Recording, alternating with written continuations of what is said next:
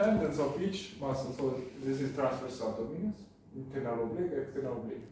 The tendon of each of them creates this aponeurosis, which contain basically the rectus abdominal muscle. Okay, so rectus abdominal muscle is covered by both sides by this connective tissue layers. Okay, so this is the rectus sheath. Yeah. Is it clear? The thing is,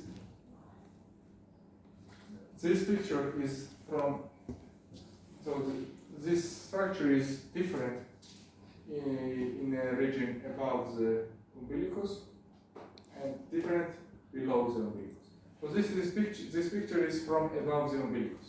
When the last tendon, the tendon of the last muscle, which is transverse abdominal muscle, is behind the rectus abdominal muscle. Okay. Below the umbilicus, every tendon of these three muscles go in front of it. So the posterior surface of the rectus abdominal muscle is naked, basically. It is not covered. Is it clear what I said?